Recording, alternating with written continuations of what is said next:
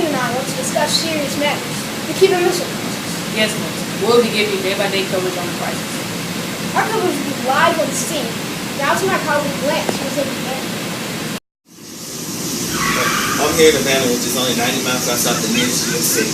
Now this is such a big deal because in a TV address on October 22, 1962, President John F. Kennedy notified Americans about the presence of missiles, explained his decision to enact a naval blockade around Cuba, and made it clear the U.S. was prepared to use military force if necessary to neutralize the perceived threat to national security.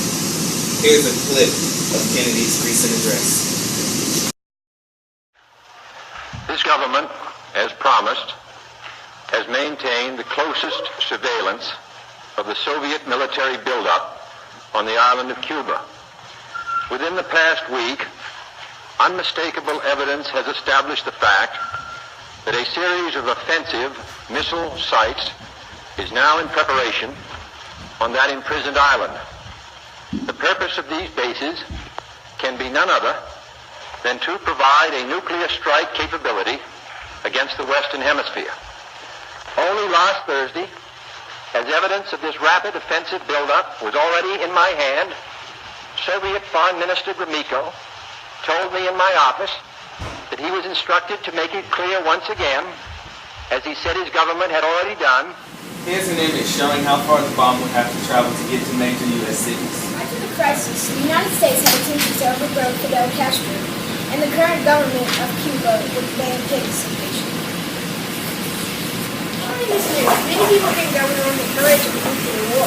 However, disaster was avoided when the U.S. agreed to the Soviet leader, Mikhail Khrushchev's offer to remove the Cuban missiles in exchange for the U.S. promise not to invade Cuba. Still, Kennedy secretly agreed to remove the U.S. missiles from Turkey. The reason that this crisis was so urgent was the fact that Cuba was only 90 miles from the nearest city.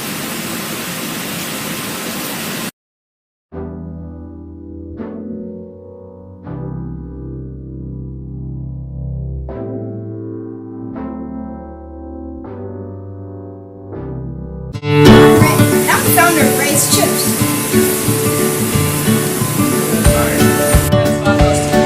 Best chips you ever had. Chips ever. I eat them every day. They are filled with vitamins and natural flavors. No wonder they're so good. Chips. Once you eat them, you can't stop. We're back with the main topic, the Cuban Missile Crisis. Oh wait, we're just getting word that there's a tornado approaching. We're going to show you the direction that the tornado is traveling. As you can tell, the tornado is going to miss us. So back to you, Jace. Okay, back on the topic. The Soviets had long felt uneasy about the number of nuclear weapons that were targeted at them from the sites in Western Europe and Turkey. They saw the development of missiles in Cuba as a way to level the playing fields. The Kennedy administration had already launched one attack on the island that failed, the Bay of Pigs invasion. And Castro and Khrushchev saw the missiles as a means of deterring further U.S. aggression. The challenge facing the U.S. was to plan the removal without setting a bigger conflict and a nuclear war. In a conference that lasted nearly a week, they came up with a variety of options, including a bombing on the missile sites and a full-scale invasion of Cuba. But Kennedy came up with a better plan. First, he would employ the U.S. Navy to establish a blockade to prevent the Soviets from delivering additional missiles. Second, he would deliver an ultimatum that the existing missiles would be removed. The crucial moment in the unfolding crisis began on October 24th. In 1962, the Soviet ships around Cuba neared the line of vessels enforcing the blockade. An attempt by the Soviets to breach the blockade would likely have sparked a military confrontation that would have escalated quickly to a nuclear war. But the Soviet ships stopped short of the blockade. The events at sea offered a positive sign that the war could be avoided.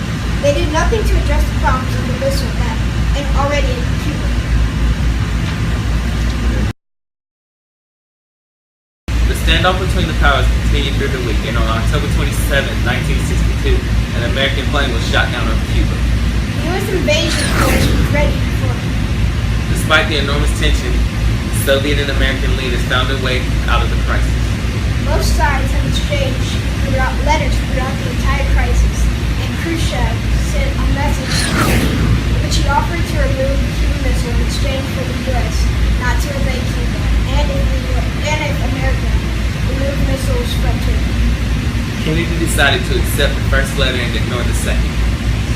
U.S. Attorney General Robert Kennedy personally delivered the message to the Soviet ambassador in Washington. The crisis ended when both powers signed 2 treaties on nuclear weapons. An interesting fact about the Cuban Missile Crisis was that Major Rudolph Anderson was in the plane that was shot down and is considered the only U.S. combat casualty of the Cuban Missile Crisis. we are interviewing the U.S. Secretary of Defense, Robert. Robert, how did you feel during the Cuban Missile Crisis? I thought it was the last day I would ever see after many other key players on both sides. That is the end of our coverage on the Cuban Missile Crisis. Goodbye, Miami.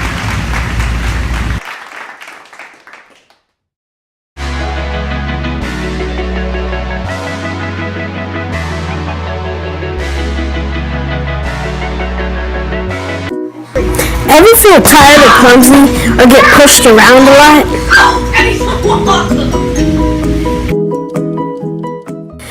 Well, all that can stop with just one sip of GNC. You get faster and stronger and more alert. That's right. Just one sip of JNC can make you better. So this is the offer that you cannot miss. For limited time only, get JNC. And who can deny these results?